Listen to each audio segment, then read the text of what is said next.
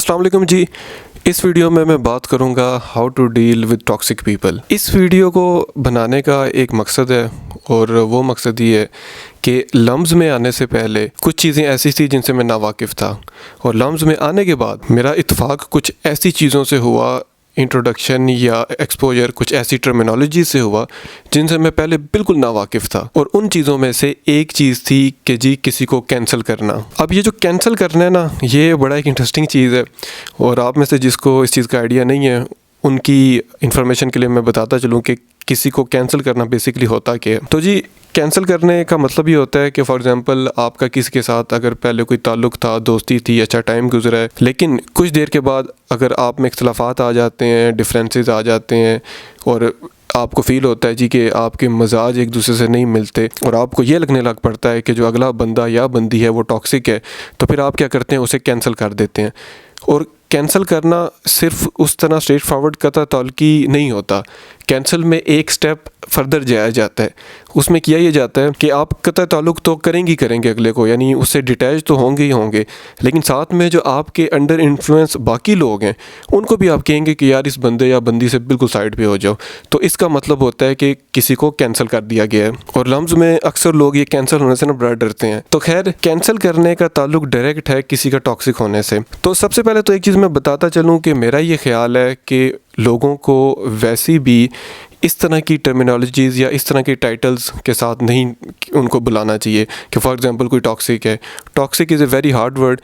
ये यानी किसी को स्ट्रेट फॉरवर्ड यूँ टॉक्सिक कह देना, मैं तो इस चीज़ के भी हक़ में नहीं हूँ कि किसी को ऐसे आप टॉक्सिक कहें। लेकिन चूँकि अब टॉक्सिक जो एक लफ्ज़ है ये कॉमनली यूज़ होता है लोगों के लिए, तो इस वजह से मैं अपनी बातों को आसानी से समझाने के लिए इस लफ्ज़ का इस्तेमाल करूँगा। लेकिन ज़ाती तौर पर मैं इस चीज़ के ख़िलाफ़ हूँ कि आप किसी शख्स के लिए टॉक्सिक का लफ्ज़ भी यूज़ करें। एनीवेज़, हमारी ज़िंदगियों में ऐसे एक्सपीरियंसेस हमें होते हैं कि हमें ऐसे लोगों से इत्तेफाक पड़ जाता है, मुलाकात हो जाती है, एक कनेक्शन बन जाता है जो कि बाद में रियलाइज़ होता है कि हमारे लिए ठीक नहीं। तो ऐसे केस में हमें क्या करना चाहिए इसका मैं बताता हूँ।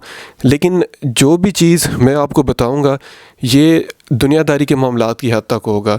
इन चीज़ों का एप्लीकेशन कतन फैमिली मैटर्स पे नहीं करना चाहिए। फैमिली मैटर्स में तो स्ट्रेट फॉरवर्डली जो अप्रोच होनी चाहिए मेरा ख्याल है वो ये होनी चाहिए कि आपने माहौल ओवरऑल अच्छा रखना है। फैमिली मैटर्स में इस चीज़ का तयन कि कौन ठीक है कौन गलत है वैसे भी नहीं करना चाहिए।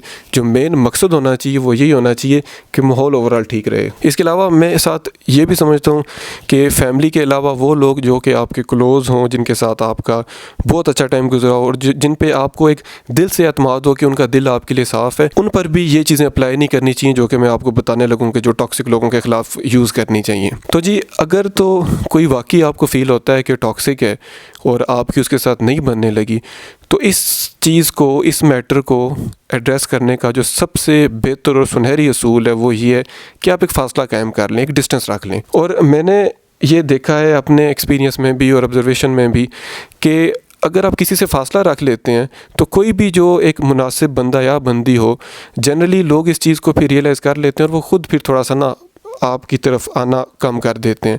तो ये एक बड़ी अच्छी अप्रोच है कि अगर आपको लगता है कि कोई टॉक्सिक है तो आप करें ये कि उनसे फ़ासला इख्तियार कर लें। लेकिन अगर ये अप्रोच फ़ेल कर जाए, मिसाल के तौर पे आपने किसी से दूरी इख्तियार की लेकिन इसके बावजूद उसकी इंटरवेंशन आपकी ज़िंदगी में स्टिल है, वो शख्स बार बार आपकी ज़िंदगी में इंटरवीन कर रहा है, तो इस केस में मैं ये समझता हूँ कि फिर होना ये चाहिए कि अगर कोई आपकी टेरिटरी में आके एक तोप चलाता है तो आपको जवाबन 3 नहीं तो एटलीस्ट 2 चलानी चाहिए। मतलब ये कि थोड़ा इंटेंसिटी से रिटेलिएट करना चाहिए। इसका फ़ायदा क्या होता है कि अगले को ना समझ आ जाती है कि यार ये बंदा तो रिटेलिएट करता है तो इसको गैर ज़रूरी छेड़ना नहीं चाहिए। इसके बाद जब आप एक रिटेलिएट अच्छी तरह कर देते हैं तो मेरा ख्याल है उसके बाद फिर शायद कोई गुंजाइश नहीं रहती कि फ़र्दर कुछ करने की। लेकिन हाँ, मैं ये समझता हूँ कि रिटेलिएट करने में भी मकसद सिर्फ अपना वेल बीइंग इंश्योर करना होना चाहिए। उसमें कतन ये मकसद नहीं होना चाहिए कि आपने किसी को ह्यूमिलिएट करना है, किसी को कम तर करना है या किसी को आपने छोटा फील कराना या डीफेम करना है। इन चीज़ों में नहीं पड़ना चाहिए। और ये ना एहसास खुद हो जाता है अपने अंदर कि क्या आप जब किसी को रिटेलिएट कर रहे हैं, अपना मैसेज कन्वे करना चाह रहे हैं, तो उस मैसेज कन्वे करने में मकसद क्या किसी को कमतर फील कराना है या फिर आप सिर्फ अपना वेल बीइंग इंश्योर कर रहे हैं। तो मेरा ख्याल है अपना वेल बीइंग इंश्योर करना चाहिए। फर्दर इससे जाना या किसी के ख़िलाफ़ हेटेड रखना, उसको ह्यूमिलिएट करना, ये वो चीज़ें हैं जिनसे हर सूरत अवॉइड करना चाहिए। लेकिन अगेन मैं कहूँगा कि अगर आपको ये फ़ील होता है कि आपकी ज़िंदगी में अगर कोई शख्स ऐसा है जो कि आपको लगता है टॉक्सिक है, तो उस केस में वो कैंसिल करने वाले तरीके और वो चीज़ें जो हैं उनसे ज़रा इज्तनाब करना चाहिए। क्योंकि मेरा ये ख्याल है कि अगर हम अपने गिरबानों में झांकें तो हम में हर किसी को ये फ़ील होगा कि कुछ ना कुछ नेगेटिविटीज़, कुछ ना कुछ टॉक्सिसिटीज़ हम सारों में मौजूद हैं। जिस तरह मैं अगर एक कन्फेशन अपने बारे में करूँ तो वो ये है कि मुझे जब कभी ऐसा फ़ील हो कि मुझे दीवार के साथ लगाया जा रहा है या अंडर प्रेशर किया जा रहा है या जानबूझ के कोई मेरे साथ छेड़छानी कर रहा है, तो अक्सर फिर मेरी तरफ से एक ऐसा रिस्पांस सरजद हो जाता है बात की शक्ल में या हरकत की शक्ल में जो कि इंतहाई चुभने वाला हो। अब ये जो चीज़ है ना, ये यानी मेरे ख्याल में टॉक्सिक है, लेकिन मुझे पता है कि ये एक मेरी नेचर का हिस्सा है, तो इस वजह से शायद कुछ लोग इसका शिकार भी हो जाते हों। जनरली मैं इंतहाई हम्बल इंसान हूँ, बड़ा डाउन टू अर्थ रहता हूँ, लेकिन ऐसी सिचुएशंस में जब मुझे लगे कि यार मुझे ज़रा दीवार के अगेंस्ट लगाया जा रहा है तो मेरा इस तरह का बिहेवियर आ जाता है। इस तरह तो फिर जो मेरे अंदर टॉक्सिसिटी है, सबसे पहले तो फिर मुझे कैंसिल कर देना चाहिए। हाल तो क्या आप लोग मुझे कैंसिल करना ना, लेकिन फिर असूली तौर पे तो हर शख्स ही कैंसिल हो जाना चाहिए अगर आप टॉक्सिसिटीज़ या नेगेटिविटीज़ की बेस में लोगों को एवेलुएट करने लगें। सेकेंडली फिर ये जो कैंसिल करने वाली अप्रोच है ना, ये प्रैक्टिकल भी नहीं है और ये खूबसूरत भी नहीं है। पहले मैं खूबसूरत की तरफ आता हूँ। खूबसूरत इस तरह नहीं है क्योंकि देखें, इन असूलों की बुनियाद पर अगर सोशलाइजिंग को हम तय करने लग पड़े ना कि जिसमें किसी को कैंसिल करना इतना आसान कर दिया जाए, तो फिर जो माशरा या कम्युनिटी शक्ल इख्तियार करेगा अल्टीमेटली वो ऐसी होगी जो बिल्कुल खूबसूरत नहीं होगी। लोग बड़ी जल्दी ताल्लुकात बनाएंगे, बड़ी जल्दी ताल्लुकात तोड़ेंगे और कोई भी उस तरह क्रेडिबिलिटी या लॉन्ग लास्टिंग कनेक्शंस आपको बनते नज़र नहीं आएंगे। फिर इस तरह सूरत हाल बन जाएगी। दूसरा, फिर कैंसिल करना प्रैक्टिकल भी क्यों नहीं है, वो इस वजह से कि लफ्ज़ में जो कैंसिल किया जाता है उसके साथ जो चीज़ एसोसिएट की जाती है वो डिफेमिंग की जाती है। लोग किसी को कैंसिल करने के बाद सोशल मीडिया पर धड़ाधड़ उसके बारे में ना पोस्ट लगाने लग पड़ते हैं, उसके बारे में बुरा भला कहने लग पड़ते हैं।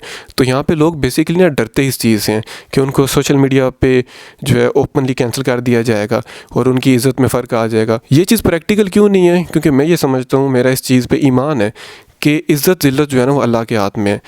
आपकी कोशिश से किसी शख्स की इज़्ज़त कम नहीं होने लगी।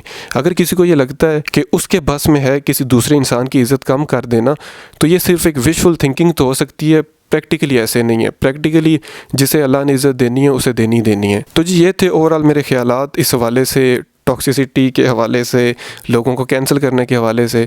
आप लोग बताइएगा कि आप मेरी बातों से इत्फाक करते हैं कि नहीं, और आपकी क्या ओपिनियन है इन मामलात के हवाले से। तो इसी पॉइंट पे इस वीडियो को ख़त्म करते हैं। जल्द इंशाल्लाह मिलेंगे एक नई वीडियो में। अल्लाह हाफ़िज़।